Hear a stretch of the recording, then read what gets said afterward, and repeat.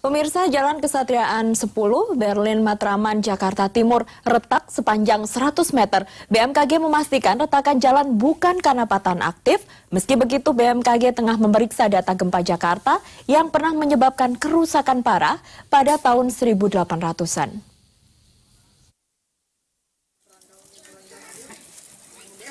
Retakan sepanjang 100 meter membentang di Jalan Kesatriaan 10, Berlin Matraman, Jakarta Timur.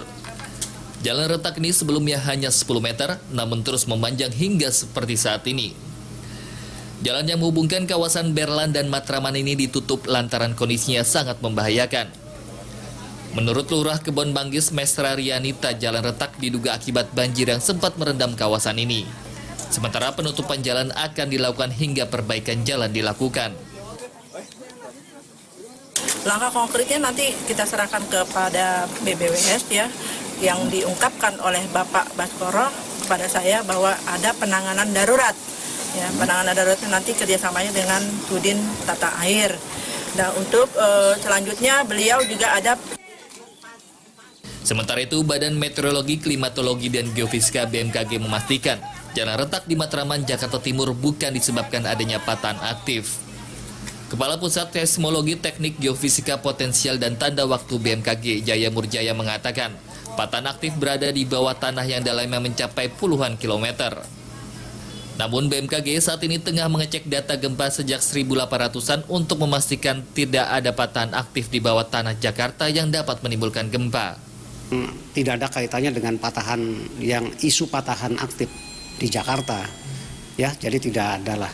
Kami sendiri dengan adanya isu patahan aktif di Jakarta itu tidak meyakini. Oleh karena itu kami sedang melakukan pengecekan dengan melihat data-data kegempaan yang kami miliki ya sepanjang tahun 1800 ke sini. Apakah memang benar ada gempa yang sumbernya di Jakarta? Kami tidak meyakini itu. Oleh karena itu kami sedang melakukan pengecekan dengan data-data itu. Berlin itu ya di Matraman. Ya sebenarnya kami juga sudah memonitor gitu loh. Jadi setiap hari memonitor melalui operation room yang ada di lantai 2 itu memang tidak ada menunjukkan itu pengaruh dari gempa karena kan kita monitor terus gitu. Mungkin ya yang terjadi di sana mungkin akibat air tanah itu bisa juga terjadi kan seperti itu. Jadi air tanahnya dikeruk terus jadi sehingga dia apalagi di situ ada sungai ya di sekitar situ.